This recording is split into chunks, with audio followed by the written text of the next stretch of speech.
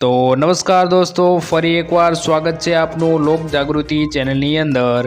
તો દોસ્તો, આજના વિડીયોની અંદર હવામાન ખબરની માહિતી તેમજ વિવિધ યોજનાઓ તેમજ દેશ અને દુનિયાના સમાચાર આપવામાં આવ્યા છે।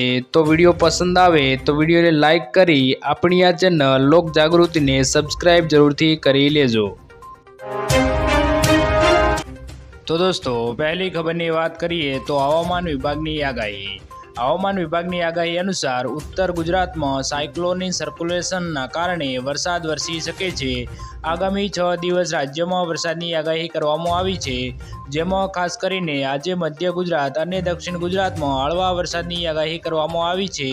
તો 15 જૂને પણ દક્ષિણ ગુજરાત અને 16 જૂને સૌરાષ્ટ્ર, દક્ષિણ ગુજરાત અને મધ્ય ગુજરાતમાં વરસાદની આગાહી કરવામાં આવી છે। વરસાદના કારણે લોકોને કાળઝાળ ગરમીથી રાહતનો અનુભવ થશે મિત્રો। તો દોસ્તો, ત્યારબાદના સમાચાર જોઈએ તો દેવા માફી અંગે જાહેરાત। ખેડૂત દેવા માફીને લઈને મોટા સમાચાર સામે આવ્યા છે। મોદી સરકારે જ્યારે 2004ના વર્ષમાં જ્યારે સત્તા ઉપર આવ્યા ત્યારે એમણે કહી દીધું હતું કે 2023 સુધીમાં ખેડૂતોની આવક બમણી કરી દેવામાં ડૂબેલા ખેડૂતોના સંપૂર્ણ દેવા માફ કરવામાં આવશે। મોદી સરકારે આ વચન આપ્યું હતું। કહેવાય છે કે મોદી સરકારનું વચન ખૂબ જ અનેરું હોય છે। મોદી સરકાર વચન આપે એ વચન ક્યારેય ખોટું જતું નથી, પરંતુ આ વચનનું લક્ષ્ય હજી સુધી પૂરું થયું નથી। 2023માં ખેડૂતોની આવક બમણી કરી દેવાનું વચન આપ્યું હતું, પરંતુ આ લક્ષ્ય હજી સુધી પૂરું થયું નથી।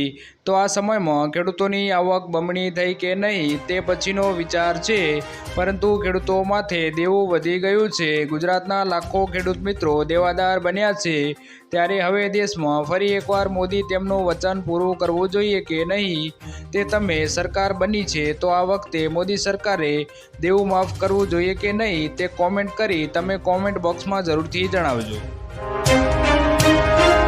તો દોસ્તો, ત્યારબાદના સમાચાર જોઈએ તો ખેતી કરવા મળશે 6 લાખ રૂપિયાની સહાય। ભારત સરકારે અને ગુજરાત સરકાર દ્વારા ખેડૂતો માટે ઘણી બધી યોજનાઓ ચલાવવામાં આવે છે।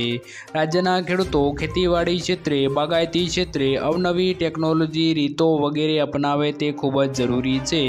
ગુજરાત સરકાર દ્વારા પણ ખેડૂતલક્ષી અવનવી યોજનાઓ અપનાવી રહી છે, જેને ધ્યાને રાખીને બાગાયતી વિભાગ દ્વારા ઘણા ફળો અને શાકભાજીના વાવેતર માટે બાગાયતી યોજનાઓ 2024 લાગુ કરવામાં આવી છે। આ યોજનામાંથી ડ્રેગન ફ્રૂટના વાવેતર સહાય યોજના બહાર પાડેલ છે। આ યોજના હેઠળ ખેડૂતોને યુનિટ કોસ્ટ અંદાજિત 6 લાખ હેક્ટર ખર્ચના સહાયની રકમ સામાન્ય જાતિના ખેડૂતોને 50% અથવા તો મહત્તમ 3 લાખ 2માંથી જે ઓછું હોય તે સહાય મળવા પાત્ર રહેશે મિત્રો। તો દોસ્તો, ત્યારબાદના સમાચાર જોઈએ તો તમામ ખેડૂતોને 15,000 રૂપિયાની સહાય। કેન્દ્ર સરકાર ખેડૂત કારીગરો અને શ્રમિકોને પ્રોત્સાહન આપવા માટે તૈયાર છે। પીએમ વિશ્વકર્મા યોજનાની શરૂઆત 17 સપ્ટેમ્બરથી કરવામાં આવી છે। આ યોજના હેઠળ લાભાર્થીઓને રાહત વ્યાજ દરે call letter, free business development loan ઉપરાંત ઈ-વાઉચર અથવા તો ERUPI દ્વારા ટૂલ કિટ પ્રોત્સાહન તરીકે દરેકને 15,000 રૂપિયા પણ મળશે। આ યોજના બિઝનેસ શરૂ કરવા અને તેને વધારવા માટે પ્રથમ તબક્કામાં 1 લાખની લોન આપે છે। બીજા તબક્કા દરમિયાન આ યોજના કામદારોને 2 લાખ રૂપિયા સુધીની રાહત લોન પૂરી પાડે છે। આના પર વ્યાજ દર મહત્તમ 5% રહેશે મિત્રો। તો દોસ્તો, ત્યારબાદના સમાચાર જોઈએ તો 3 કરોડ નવા ઘર બનાવશે મોદી સરકાર।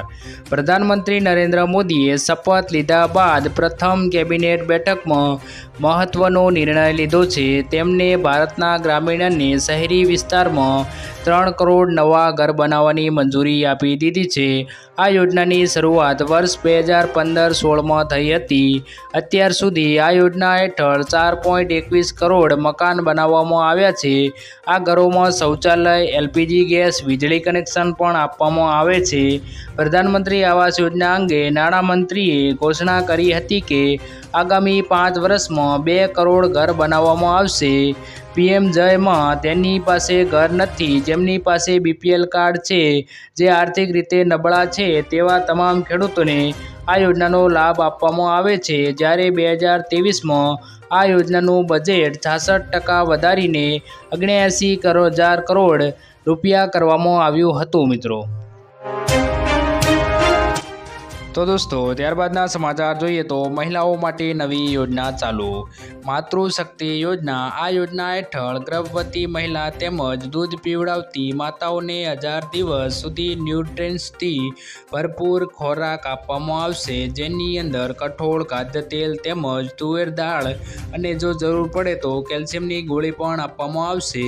આ યોજના હેઠળ ગર્ભવતી મહિલાઓને 370 દિવસ સુધી, દૂધ પીવડાવતી માતાઓને 730 દિવસ એટલે કે 2 વર્ષ સુધી પૌષ્ટિક આહાર આપવામાં આવશે। આમ કુલ 3 વર્ષ સુધી લાભાર્થીઓને સહાય આપવામાં આવશે। આ યોજના હેઠળ 3 થી 6 વર્ષ સુધીના બાળકોને આંગણવાડીમાં સુખડી પણ આપવામાં આવશે મિત્રો।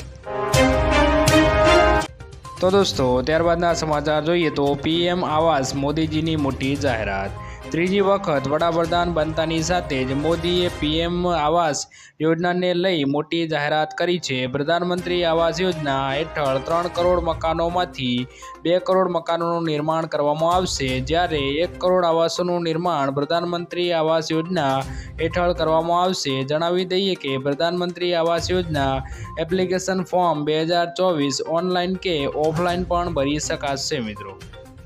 તો દોસ્તો આજના વિડીયોમાં આટલું જ। જો વિડીયો પસંદ આવ્યો હોય તો વિડીયોને લાઈક કરી દેજો અને વિવિધ ખેડૂત સમાચાર, યોજનાઓ, હવામાન ખબર અને દેશ અને દુનિયાના સમાચાર માટે આપણી આ ચેનલ લોક જાગૃતિને સબસ્ક્રાઈબ જરૂરથી કરી લેજો।